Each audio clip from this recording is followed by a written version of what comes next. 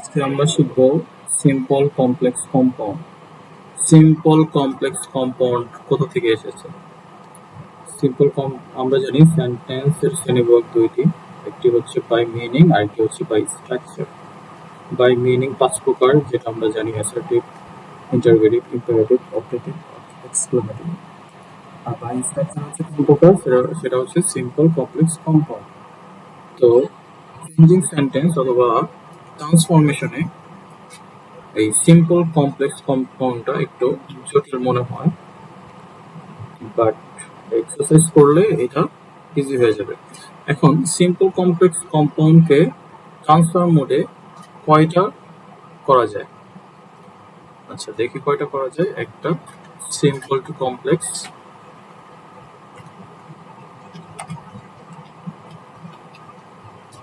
Complex,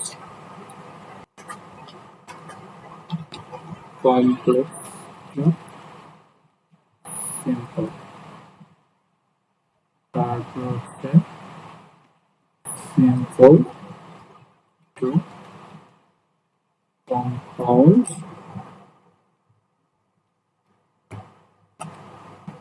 and compound to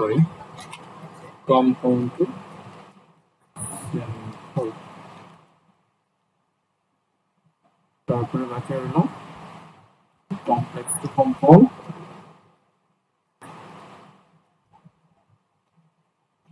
complex to compound,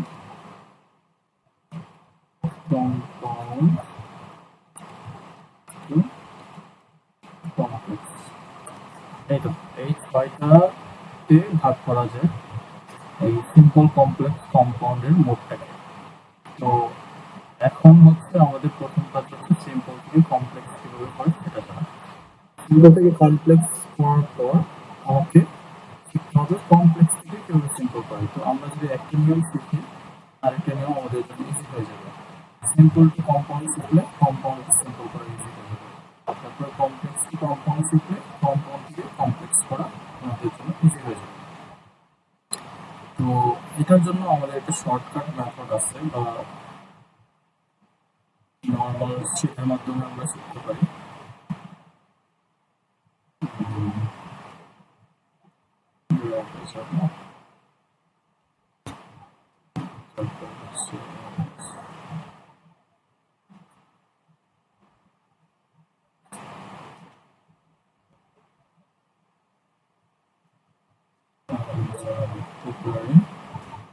Transformation. Okay.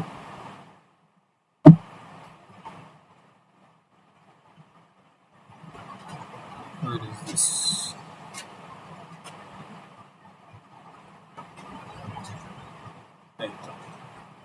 Transformation এইগুলো দেখতে পারি আমরা।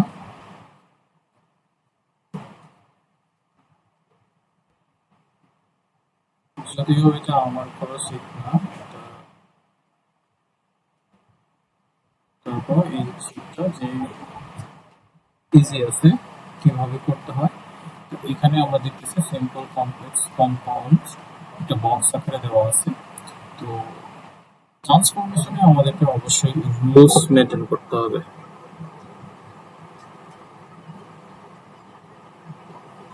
রুলস মেনটেন করতে হলে আমরা ফার্স্টে কি দেখছিলাম, যে আমরা দেখেছিলাম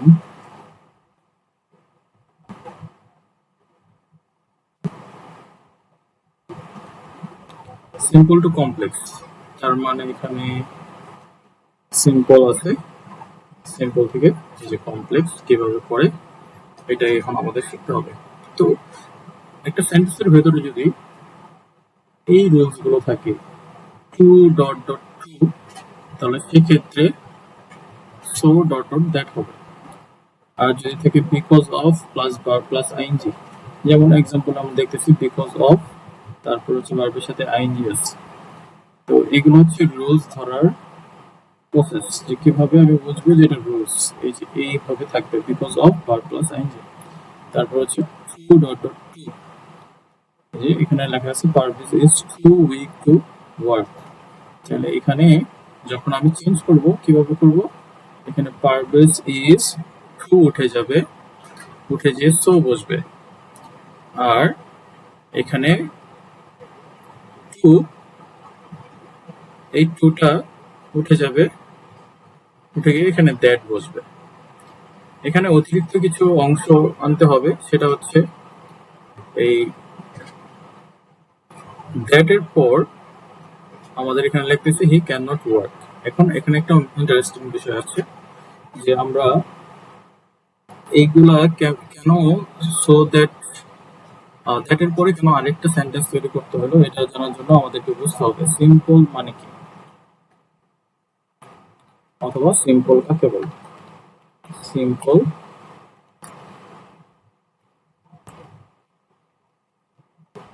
সেন্টেন্স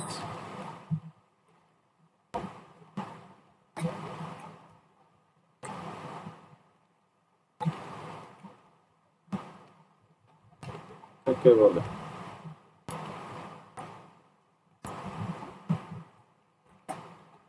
ওকে, সিম্পল সেন্টেন্স কাকে বলে এটা আমাদেরকে জানার জন্য আমাদের যেটা করতে হবে সেটা হচ্ছে এটার সংজ্ঞাটা মুখস্থ করতে হবে। তো সিম্পল সেন্টেন্স কাকে বলে, যে সেন্টেন্সে একটি মাত্র প্রিন্সিপাল ক্লজ থাকে সেটাই হচ্ছে সিম্পল সেন্টেন্স।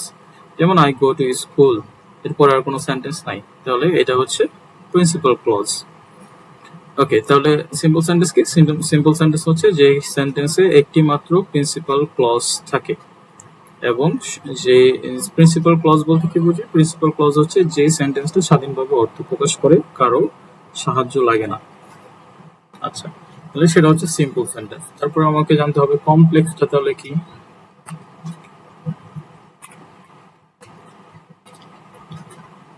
কমপ্লেক্স সেন্টেন্স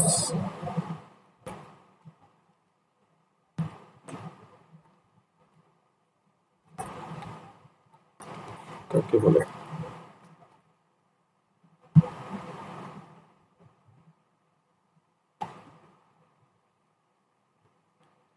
তাহলে কমপ্লেক্স সেন্টেন্সটা তাহলে কি? কমপ্লেক্স সেন্টেন্সটা হচ্ছে যে সেন্টেন্সে একটি প্রিন্সিপাল ক্লজ এবং এক বা একাধিক সাবঅর্ডিনেট ক্লজ থাকবে। প্রিন্সিপাল ক্লজ তো আমরা বলেছি যে প্রিন্সিপাল ক্লজ হচ্ছে যেখানে একটি স্বাধীন বাক্য থাকবে, আর সাবঅর্ডিনেট ক্লজ মানে হচ্ছে যেখানে পরাধীন বাক্য থাকে। পরাধীন বলতে কি বুঝি? যেটা হচ্ছে অন্য সেন্টেন্সের উপর নির্ভরশীল। তার মানে সাবঅর্ডিনেট ক্লজটা সবসময় প্রিন্সিপাল ক্লজের উপর নির্ভরশীল থাকবে। যেমন এটা যদি আমরা একটা এক্সাম্পল হিসেবে দেখতে চাই, তাহলে আমরা বলতে পারি যে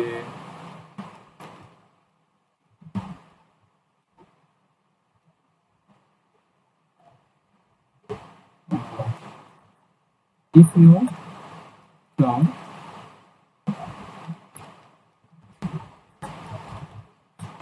I will go with you। তো এখানে যে if আছে এইটা হচ্ছে সাবঅর্ডিনেট ক্লজ, আর I will go with you এটা হচ্ছে প্রিন্সিপাল ক্লজ। এখন এটা কিভাবে প্রিন্সিপাল ক্লজ? কারণ এটা আমরা যদি অর্থটা থেকে খেয়াল করি তাহলে এটা একটা স্বাধীনভাবে অর্থ প্রকাশ করতে পারে, কিন্তু এটাকে যদি আমি ওইটা থেকে আলাদা করে বলি যে ইফ ইউ কাম, এটা কোনো স্বাধীনভাবে অর্থ প্রকাশ করে না। এখানে অর্থটা দাঁড়ায় যদি তুমি আসো, ইফ ইউ কাম, যদি তুমি আসো। যদি তুমি আসো এটার কোনো অর্থ পূর্ণাঙ্গ হবে না যতক্ষণ পর্যন্ত না আমি এটা বলবো I will go with you. কিন্তু এটাকে যদি আমরা বাদ দিয়ে বলি I will go with you, এটা একটা সম্পূর্ণ অর্থ প্রকাশ করে যে আমি তোমার সাথে যাব। তো এটাই হচ্ছে সিম্পল এবং হচ্ছে কমপ্লেক্সের সংখ্যা বা বোঝার যে বিষয়টা। এখন সিম্পল থেকে যখন আমি কমপ্লেক্স করব, তো সাধারণ বিষয় সিম্পল সেন্টেন্সে একটা সিম্পল বাক্য থাকবে, প্রিন্সিপাল ক্লজ, একটা মাত্র প্রিন্সিপাল ক্লজ থাকবে, দিয়ে সেন্টেন্স হবে। আর কমপ্লেক্স যখন আমি করব অবশ্যই একটা প্রিন্সিপাল ক্লজ এবং হচ্ছে একটা সাবঅর্ডিনেট ক্লজ যুক্ত থাকতে হবে। এখানে আমরা যখন করতেছি এখানে আমি দেখতেছি পারভেজ ইজ সো উইক, এখানে এই পর্যন্ত হচ্ছে একটা প্রিন্সিপাল ক্লজ। তারপর হচ্ছে that he can not work, that he can not work, এখানে আবার আমরা একটা সাবঅর্ডিনেট ক্লজ লাগাই দিলাম এই দ্যাটের অংশটুকু। Parvez is so weak, Parvez অনেক অসুস্থ বা খুবই অসুস্থ। That he can not work. That যার সাথে যুক্ত আছে সে তো একটা সম্পূর্ণ অর্থ প্রকাশ করবে না। তোমরা একটা প্রিন্সিপাল ক্লজ আর একটা হচ্ছে সাবঅর্ডিনেট ক্লজ। আচ্ছা, তারপরে আমরা যেহেতু সিম্পল থেকে কমপ্লেক্স বুঝতেছি, তাহলে আমরা কম্পাউন্ডে যাবো না, আমরা শুধু সিম্পল থেকে কমপ্লেক্সটাই দেখবো। তারপর because of plus verb plus ING, যেমন because of working hard he passed in the examination. তো এখানে কথা হচ্ছে যে এখানে তো দুইটা সেন্টেন্স আছে না, এখানে আসলে দুইটা সেন্টেন্স নাই। এই যে বিকজ অফ ওয়ার্কিং হার্ড এটা একটা সিচুয়েশন বোঝাইতেছে। মেইন সেন্টেন্সটা হচ্ছে he passed in the examination, he passed in the exam. তার মানে সিম্পল সেন্টেন্সে একটা সেন্টেন্সই থাকবে এরকম, একটা সাবজেক্ট ভার্ব অবজেক্ট দিয়ে। এখানে কিন্তু কোনো সাবজেক্ট অবজেক্ট ভার্ব নাই, সাবজেক্ট ভার্ব অবজেক্ট নাই। এটা একটা অবস্থা, বিকজ অফ ওয়ার্কিং হার্ড তার মানে হচ্ছে কঠোর পরিশ্রমের কারণে। হি পাসড ইন দ্য এক্সামিনেশন, তাহলে এক্ষেত্রে আমাকে কি করতে হবে, একটা প্রিন্সিপাল ক্লজ আছে, আমাকে একটা প্রিন্সিপাল এবং সাবঅর্ডিনেট ক্লজ বানাইতে হবে। তো তার আগে আমাকে জানতে হবে রুলসে অনুযায়ী কি বসবে। Because of verb plus ING যদি থাকে তাহলে আমাকে ব্যবহার করতে হবে সিন্স অ্যাজ বিকজ। তাহলে সিন্স অ্যাজ বিকজ আমি বসাবো যখন because of verb plus ING থাকবে। তো যেহেতু এখানে একটা কারণ বোঝাচ্ছে, রিজন বোঝাচ্ছে, আর এগুলো সবই কারণের ক্ষেত্রে বসানো যায়। তাহলে বিকজ অফ ওয়ার্কিং হার্ড এটা উঠে যাবে, উঠে যেয়ে বসবে কি সিন্স, সিন্স বসে যাবে। তারপর হচ্ছে he passed in the examination, তাহলে since he sorry since he passed in the examination. আচ্ছা, সিন্স বসাবো, সিন্স বসানোর পর এটা তো একটা সেন্টেন্স হয়েই আছে, তো এটা সেকেন্ড সেন্টেন্সে বসতেছে হি পাসড ইন দ্য এক্সামিনেশন, মানে একটা প্রিন্সিপাল ক্লজ। তাহলে সাবঅর্ডিনেট ক্লজটা বানাইতে হবে এখান থেকে। এটা এখানে কিসের কথা বলছে, ওয়ার্কিং হার্ড, কঠোর পরিশ্রমের কারণে। তাহলে এটাকে আমরা বানিয়ে দিব সিন্স হি ওয়ার্ক হার্ড। এখন এখানে একটা লক্ষণীয় বিষয় যে আমি যে এখান থেকে একটা সেন্টেন্স বানাবো সাবঅর্ডিনেট ক্লজ সিন্স দিয়ে, তো সেখানে সেই সেন্টেন্সটা কোন টেন্সে হবে। লক্ষণীয় বিষয় হচ্ছে আমার প্রিন্সিপাল ক্লজটা সিম্পলের যে টেন্সে থাকবে আমাকে এইটা সেই সেন্টেন্সে বানাইতে হবে, সেই টেন্সে বানাইতে হবে। যেমন এটা পাস্টে ছিল, এটাও পাস্টে বানাই দিয়েছি, এখানে সিন্স লাগাইছি আর এখানে একটা আমরা সিন্স বানাই ফেলছি পাস্ট ইনডিফিনিট টেন্সে। তাহলে একটা সেন্টেন্স বানাই দিলাম since he work hard, since he working থেকে ওয়ার্ক দিয়ে দিয়েছি আর এটা হার্ড বানাইছি, তার মানে একটা সাবঅর্ডিনেট ক্লজ বানাই দিয়েছি। আর এখানে প্রিন্সিপাল তো হয়েই আছে, তার মানে আমরা যে নিয়ম ফলো করতে হবে সেটা হচ্ছে সিম্পলে একটা প্রিন্সিপাল ক্লজ থাকবে, আমাকে কমপ্লেক্স সেখানে একটা সিম্পল সেন্টেন্স সরি সেখানে আমাকে একটা প্রিন্সিপাল ক্লজ এবং একটা সাবঅর্ডিনেট ক্লজ যুক্ত থাকতে হবে। আর যদি এরকম থাকে বিকজ অফ রুলস অনুযায়ী পড়ে তাহলে সিন্স এজ বিকজ এগুলো থেকে যে কোনো একটা আমাকে ব্যবহার করতে হবে। তারপর বিকজ অফ প্লাস নাউন, মানে বিকজ অফ করে একটা নাউন থাকবে।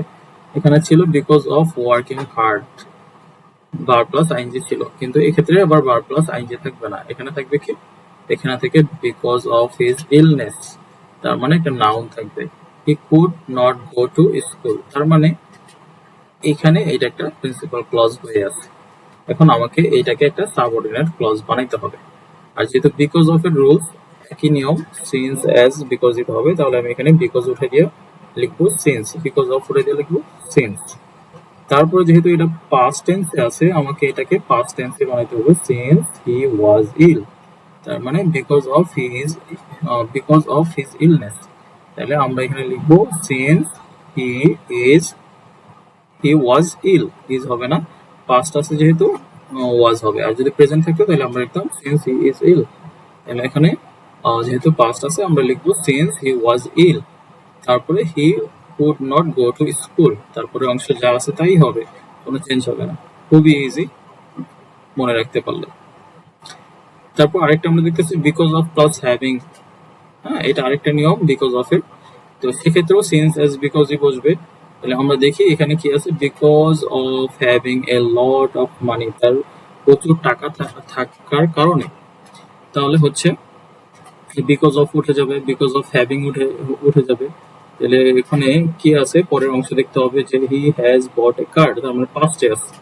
তাহলে আমাকে এখানে লিখতে হবে since he has a lot of মানি। আচ্ছা, এখানে পাস্টে না, সম্ভবত এখানে আছে হি হ্যাজ বট এ কার, তার মানে হচ্ছে প্রেজেন্ট পারফেক্ট টেন্সে। তাহলে আমাকে এটাকেও বানাইতে হবে প্রেজেন্ট পারফেক্ট টেন্স। তাহলে এখানে প্রেজেন্ট পারফেক্ট টেন্স কিভাবে বুঝবো, হ্যাজ প্লাস তারপর হচ্ছে বি থ্রি আছে, have has B three.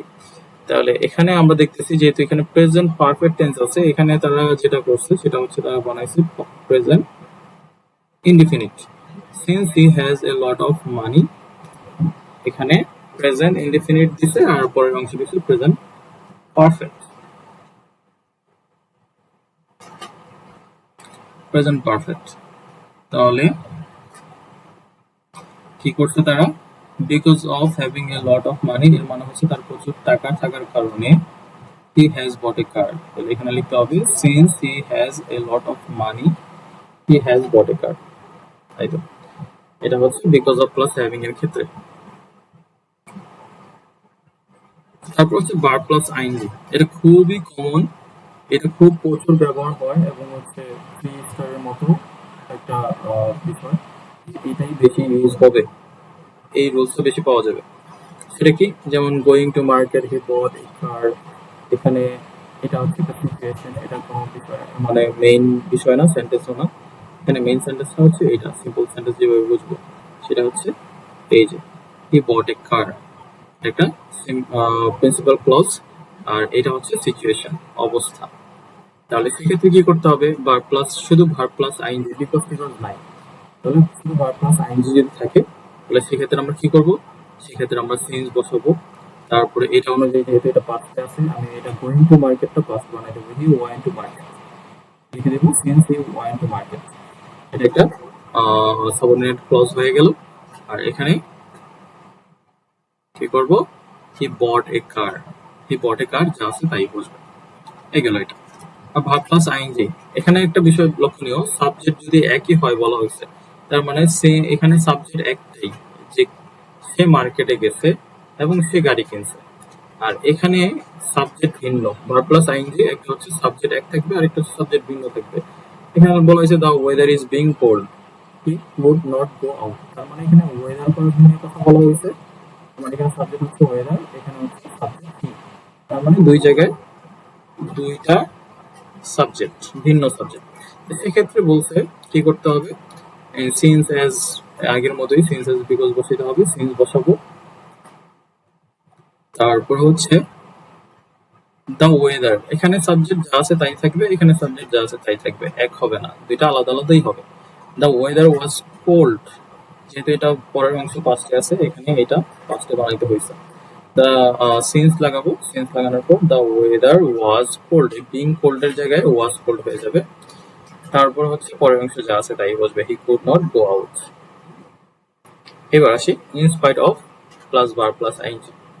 In spite of অর্থটা কি, অর্থ দিকে খেয়াল রাখতে হবে। ট্রান্সফরমেশন করার ক্ষেত্রে সবসময় শুধু রুলস এর উপরে ডিপেন্ড করলেই হবে না, অর্থের দিকেও ফোকাস করতে হবে। ট্রান্সফরমেশন মানেই হচ্ছে রূপান্তর, আর রূপান্তর মানেই হচ্ছে তোমার পরিবর্তন, সেন্টেন্সটা পরিবর্তন হবে কিন্তু অর্থের কোনো পরিবর্তন হবে না। আচ্ছা, in spite of breaking the class his mother did not tell him anything. তাহলে এখানে ইনস্পাইট অফ থাকলে কি হয়ে যাবে, ইনস্পাইট অফ থাকলে দো অলদো হয়ে যাবে। তাহলে দো অলদো কিভাবে অ্যাপ্লাই করব, তো in spite of breaking the class, এটা হচ্ছে সাবঅর্ডিনেট ক্লজ, এটাকে আমরা এখন এটাকে একটা situation, not subordinate clause, subordinate clause এখানে বানাবো। দো হি ব্রোক দ্য গ্লাস, এই ব্রেকিংটা ব্রোক দ্য গ্লাস হয়ে গেছে কেন, এন্ড ব্রেকিং থেকে ব্রোক হয়েছে এটা বোঝার জন্য এটা দিকে খেয়াল করতে হবে। His mother did not tell him anything, এটা পাস্টে আছে, তার মানে এই সিচুয়েশনটাকে আমাকে পাস্টে বানাইতে হবে দো দিয়ে। Though he broke the glass his mother did not tell him anything. আশা করি বুঝতে পারছো। এইবার হচ্ছে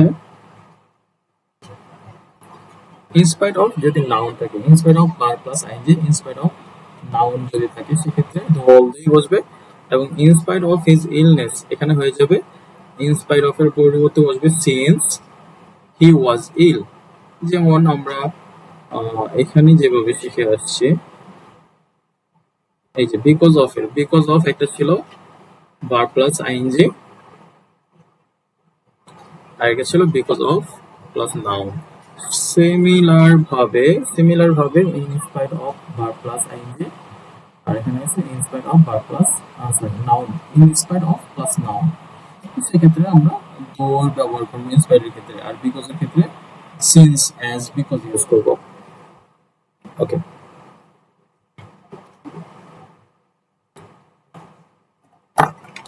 wait a minute.